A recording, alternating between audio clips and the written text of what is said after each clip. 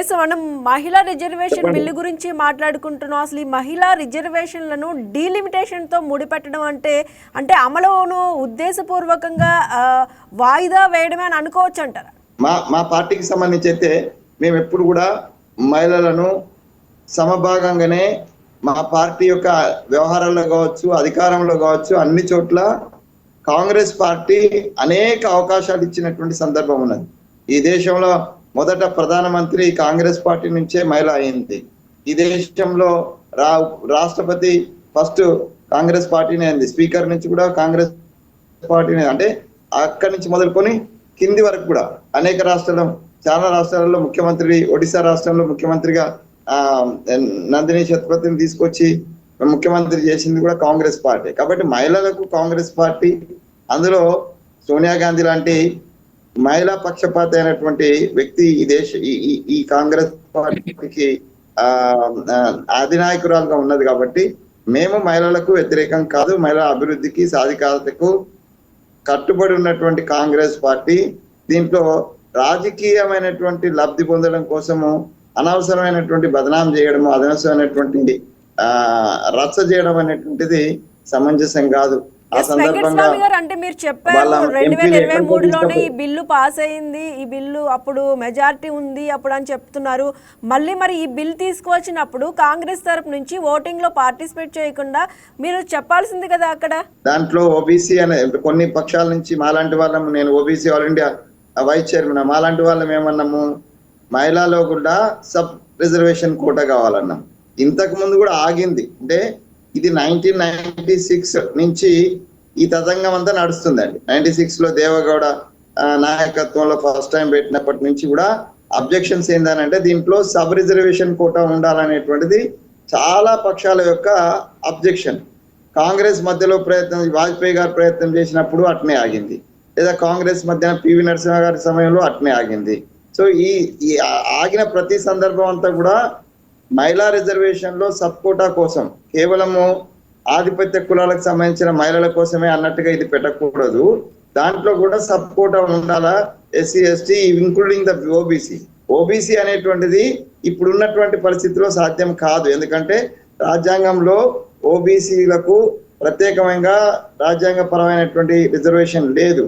దాన్ని ఇవ్వాలనే కదా కొట్లాడుతున్నది, ఆ వాటా కోసమే కొట్లాడుతున్నాం కదా.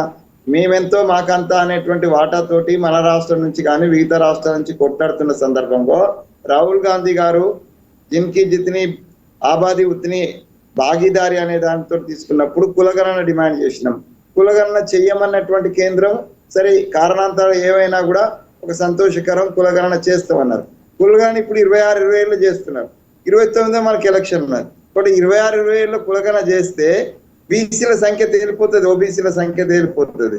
అప్పుడు మీరు కంపల్సరిగా మీరు ఒప్పుకున్న ప్రకారము, మీ వాగ్దానం ప్రకారము రాజ్యాంగబద్ధంగా మాకు చట్టసభలలో రిజర్వేషన్ ఇవ్వాల్సి వస్తుంది. ఆ రిజర్వేషన్ ఇవ్వకుండా మీరు దాన్ని తొక్కిపట్టడం కోసమే, ఇది దాన్ని పోస్ట్పోన్ చేయడం కోసమే డెఫినెట్ గా ఇది తొందర చేస్తున్నారు అనేటువంటిది ఒక వాదన నడుస్తుంది. సో నేనేమంటున్నానంటే కేంద్రాన్ని ఈ సంశయాన్ని కూడా అఖిల పక్షాన్ని కూర్చోబెట్టి, నిపుణులను కూర్చోబెట్టి, రాజ్యాంగ పెద్దలను కూర్చోబెట్టి ఒక కంక్లూజన్, ఒక మంచి కంక్లూజన్, ఒక మంచి కార్యం తీసుకున్నప్పుడు దాంట్లో ఆటంకాలు వచ్చినాయి. 30 ఏళ్ళ నుంచి మహిళా బిల్లుకు ఆటంకాలు వచ్చినాయి, ఇప్పుడు కూడా ఆటంకం వస్తుంది. దీన్ని ఒక బ్రదర్ చెప్పినట్టుగా ఒక మంచి సద్భావనలో అందరిని కూర్చోబెట్టి, ఎందుకంటే దేశంలో ఎవ్వరు కూడా ఏ పార్టీ కూడా మహిళా బిల్లును వ్యతిరేకించడం లేదు, కానీ దాని యొక్క ప్రాసెస్ లో ఉన్నటువంటి వాటిలో అడిషన్స్ అడుగుతా ఉన్నది. అది 30 ఏళ్ల క్రితమైనా అట్నే అడిగినారు, ఇప్పుడు కూడా అట్నే అడుగుతున్నారు. దీన్ని కేంద్ర ప్రభుత్వమే రాజకీయ లబ్ధి కోసం ఉపయోగించుకోకుండా, రాజకీయటువంటి అవసరాల కోసం దీన్ని మలచకుండా, ఇప్పుడు కాంగ్రెస్ వాళ్ళు లేకపోతే మిగతా వాళ్ళు మహిళా బిల్లును వ్యతిరేకించిండ్రు, మహిళా బిల్లును వ్యతిరేకిస్తున్నారు, వీళ్ళు మహిళలకు వ్యతిరేకమైన ప్రచారం ఆల్రెడీ స్టార్ట్ చేసినారు ఆ మీడియాలో. ఇప్పుడు మనతో కూర్చున్న మిత్రులే అంటున్నారు. కానీ కాదు, అది తప్పది. మీరు మీ చిత్తశుద్ధిని నిరూపించుకోవాలని అంటే డెఫినెట్ గా దీన్ని లింకప్ చేయకండి. ఒకదానికి ఒకటి లింకప్ చేయడం వల్ల ఇప్పుడు ఇబ్బంది అవుతున్నది. సో ఇప్పుడు మా 42% సంబంధించి మేము పంపంగానే ఏం లింక్ పెట్టినారో అందులో ముస్లింలు ఉన్నారని లింక్ పెట్టినారు. ఇవన్నీ కూడా అసంబద్ధమైనటువంటి వాదనలు.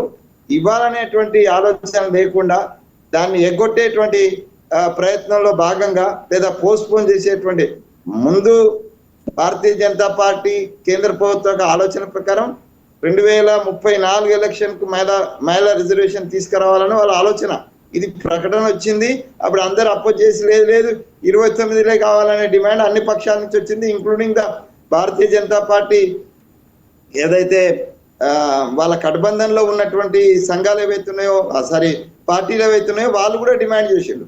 అప్పుడు దిగొచ్చి 29 చేస్తామన్నారు. ముందైతే 34 వాళ్ళ ప్లాన్. సో సరే మంచిదే, ఒక అడుగు ముందుకు వచ్చినారు. దాన్ని మేము ఆహ్వానిస్తున్నాము.